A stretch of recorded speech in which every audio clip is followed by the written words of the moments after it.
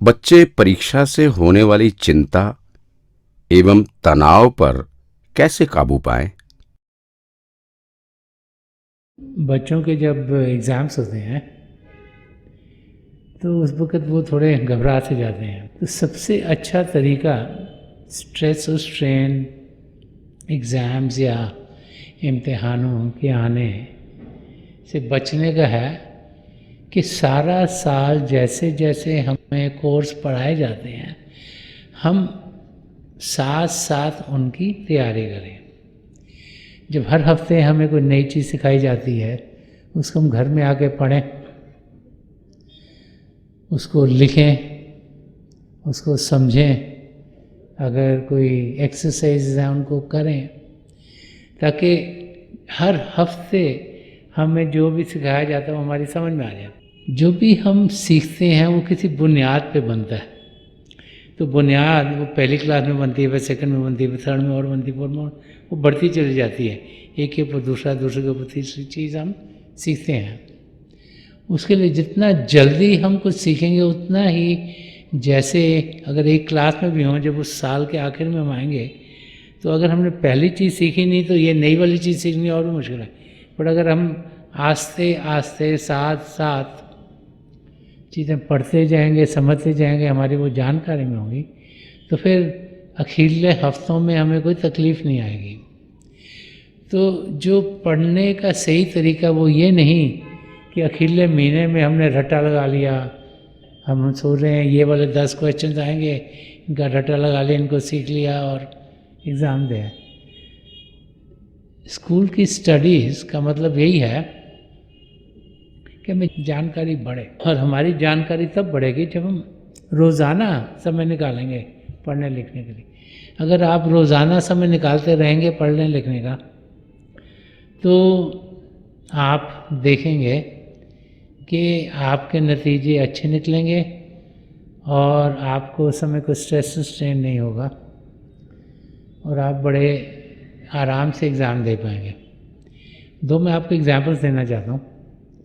एक एग्ज़ाम्पल उस बच्चे का है जो इसने कि पूरे साल में पढ़ा नहीं। ये बच्चा पूरे साल नहीं पढ़ा, उसको 3-4 हफ्ते पहले एग्ज़ाम से बहुत तकलीफ होनी शुरू हो जाती है। उसे मालूम है कि उसको कुछ आता नहीं और उसने मेहनत नहीं करी, तो बड़ी कोशिश करता है। उसे हर एक को ये भी लगता है अगर मैं फ़ेल हो गया तो मेरी बड़ी बेइज्जती होगी, तो हर एक बच्चा पास होना चाहता है। तो बड़ी फिर उस वक्त बड़ी जल्दी ये भी पढ़ने की कोशिश करता है, वो भी पढ़ता है, ये भी करता है, वो भी करता है। कुछ चीज़ नहीं भी समझ आया तो उसको रट्टा लगाता है कि मेरे को, मैं एग्ज़ाम में कर सकूँ। तो समझ के बगैर ही वो एग्ज़ाम के लिए जो वो दिन उससे पहले होते हैं उसमें घबरा रहा है, बड़ी टेंशन में रहता है। और एक दूसरा बच्चा होता है जो शुरू से जैसे जैसे टीचर उसको कोई होमवर्क देते हैं वो करता है, बाकायदगी से जो पढ़ाया जाता है उसे ध्यान से सुनता है क्लास में। तो जब ऐसा बच्चा आखिर में जब एग्ज़ाम होते हैं तो उस समय उसको कोई तकलीफ़ नहीं होती, और कई बारी तो एग्ज़ाम के दिन से पहले ही वो जो पढ़ना हो तो उसको ब्रश होकर तो उसके बाद थोड़े गाने भी सुनेगा, कुछ ये भी करेगा, कुछ वो भी करेगा, तो उसको सब चीज़ नॉर्मल लग रही है। तो हमें उस स्टेट में होना है जिसमें कि हम एग्ज़ाम का फ़िक्र ना करें। हम जाने कि एग्ज़ाम इसलिए दिया जा रहा है कि जो हम सीखें कि नहीं, ताकि अगली क्लास में जो पढ़ाएंगे उससे हमारी अगर बुनियाद बेहतर नहीं हुई तो अगली क्लास में समझेंगे कैसे। तो एग्ज़ाम से हम घबराएं नहीं, डरे नहीं, लेकिन उसकी तैयारी आराम से करें। और जब आराम से करेंगे तो हम अपनी मंजिल तक ज़रूर पहुंचेंगे। मुझे ऐसे लगता है, जो कि मेरी लाइफ में हुआ, कि जब कुछ पढ़ते हैं तो अगर उसको लिखा जाए तो ज़्यादा हमारे अंदर ध्यान में रहता है। क्योंकि जब एग्ज़ाम हो रहा है तो उसमें क्या है कि जो हमारे अंदर में हमारा ज्ञान है वो बाहर निकल रहा है, और जब कोई हमें पढ़ा रहा है तो वो हमारी तरफ ज्ञान भेज रहे हैं, हम उसमें से कितना ज़हन करते हैं ये तो हमें पता नहीं है। लेकिन जब हमको लिखते हैं तो लिखने का प्रोसेस ये है कि हमने जैसे किताब पढ़ी, उसका एक पेज पढ़ा, बंद कर दिया, फिर सोचा कि इसमें मेरे को कितना याद है। तो हो सकता है कि पहले दिन लिखेंगे तो एक आधा सेंटेंस ही याद हो, लेकिन जैसे जैसे लिखते जाएंगे क्या होगा, जो हमने पढ़ा है आंखों से जो हमारे अंदर गया, एकदम से हमने लिखा तो वो पक्का हो गया कि हमारे से बाहर भी आया। तो जब इंसान जब पढ़ रहा होता है, उसके साथ लिखने की आदत डालता है, तो उसके अंदर का ज्ञान बढ़ता चला जाता है। तो एग्ज़ाम के समय तो जो हमारे अंदर है उसने बाहर निकलना है। तो जितना ज़्यादा हम अपने अंदर उस ज्ञान को पक्का करते हैं, तो हमारा कोई एग्ज़ाम देने में कोई तकलीफ़ नहीं आती। तो पूरे साल में जब हम मेहनत करते हैं और समय निकालते हैं बाकायदगी से जो भी सब्जेक्ट पढ़ रहे हैं उसको समझने की, वो इन्फॉर्मेशन को अपने अंदर पक्का करने की, तो फिर एग्ज़ाम के समय ना कोई स्ट्रेस होता है, ना कोई स्ट्रेन होता है, और हम देखते हैं कि हमारे नंबर भी बहुत अच्छे आते हैं। बहुत सी बार आप देखोगे बहुत से स्कूलों में क्लास में एक दो बच्चे होते हैं जो आखिर में घबराए नहीं होते, और जनरली बाकी बच्चे सोचते तो कोई पढ़ लिख नहीं रही, कैसे कर रहा है, और नंबर उनके सबसे ज़्यादा आते हैं, क्योंकि उन्होंने घर में पढ़ाई करी है, उन्होंने मेहनत करी हुई है, उनकी समझ में है सब कुछ, और चीज़ें उनके लिए इसीलिए एग्ज़ाम के समय में कोई तकलीफ नहीं लाती। क्या सद्गुणों को अपने जीवन में ढालने से अंदरूनी तरक्की होती है? सद्गुणों का हमारी ज़िंदगी में ढालना एक पहला कदम है रूहानियत की मंजिल की ओर बढ़ने के लिए। तो जब हम सच्चाई के रास्ते पर चलते हैं, जब हम अहिंसा का रास्ता अपनाते हैं, प्रेम से जीते हैं, करुणा से जीते हैं, निष्काम सेवा भाव से जीते हैं, किसी के मददगार होते हैं,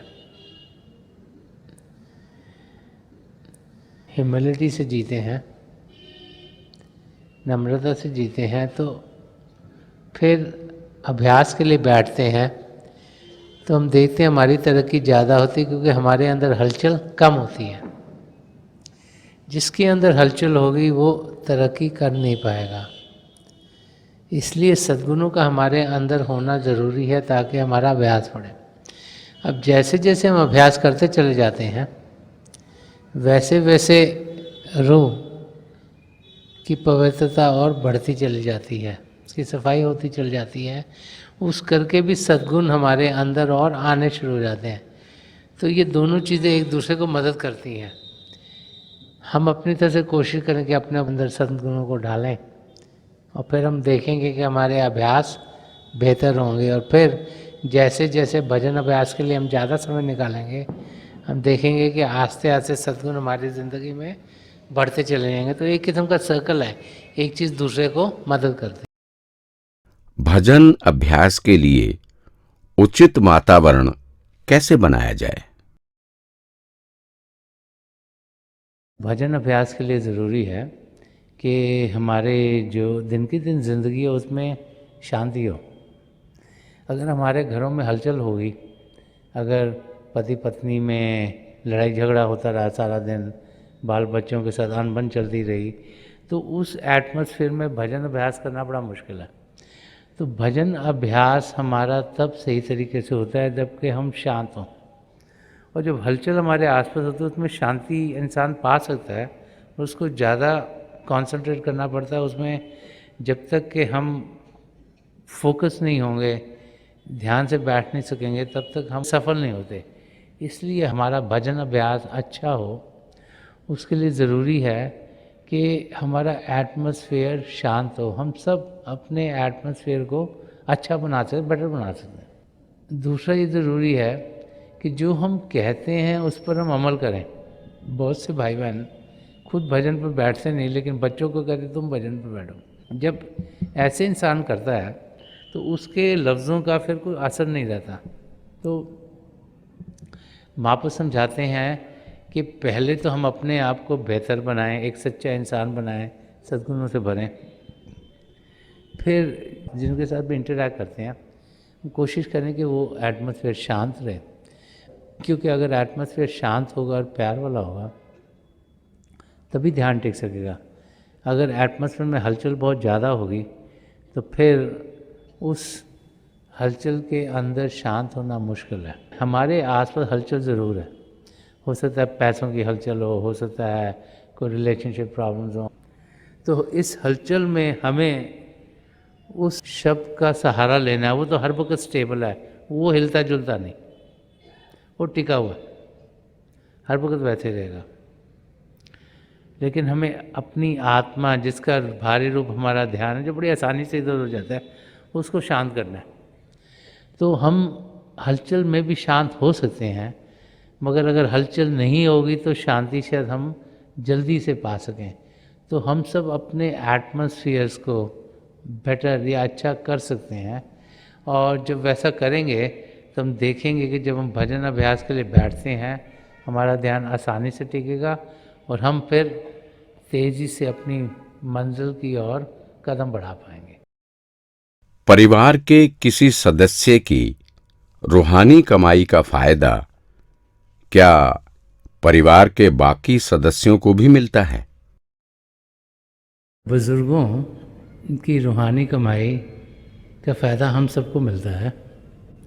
अगर आपकी फैमिली में कोई बुज़ुर्ग हैं जो महापुरुषों के चरण कमलों तक पहुँचे, तो उसी करके शायद आपको आसान हो जाए वहाँ पहुँचना। जो उन्होंने अपनी ज़िंदगी में पाया, जब वो उसकी बातचीत करते हैं या आप देखते हैं क्या हुआ, उसका असर आप पर अच्छा होता है।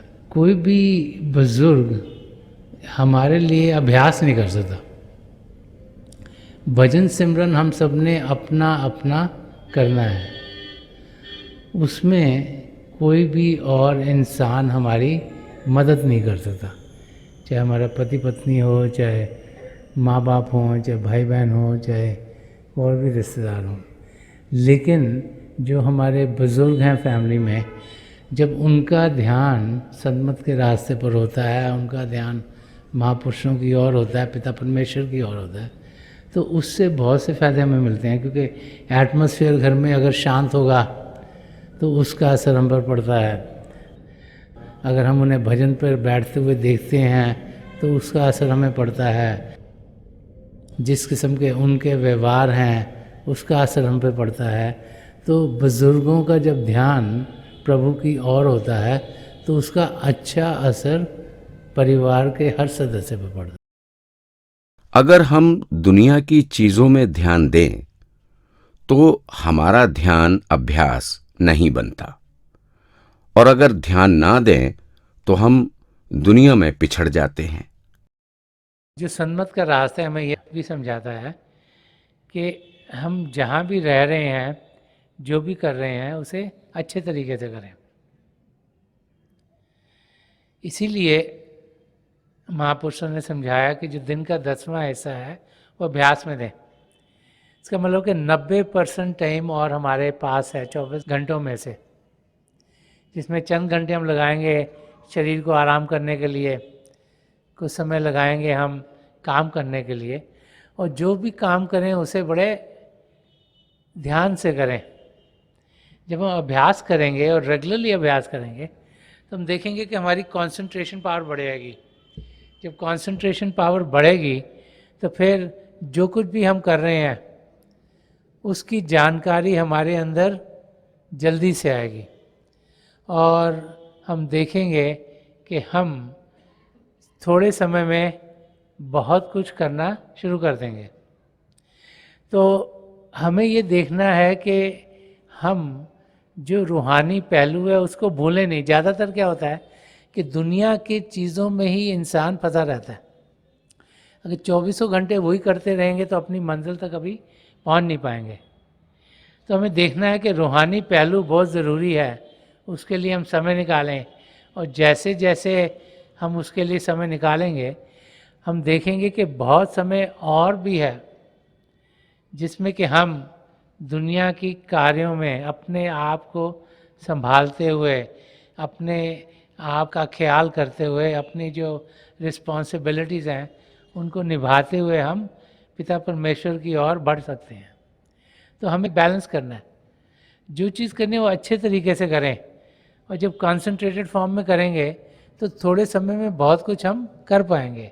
इसीलिए वो बहन भाई जो अभ्यास करते हैं वो और चीज़ों को जल्दी समझ पाते हैं, उनकी एफिशिएंसी बढ़ जाती है, प्रोडक्टिव पावर बढ़ती है, तो बाकी चीज़ें उनकी ज़िंदगी की थोड़े टाइम में आराम से होनी शुरू हो जाती है।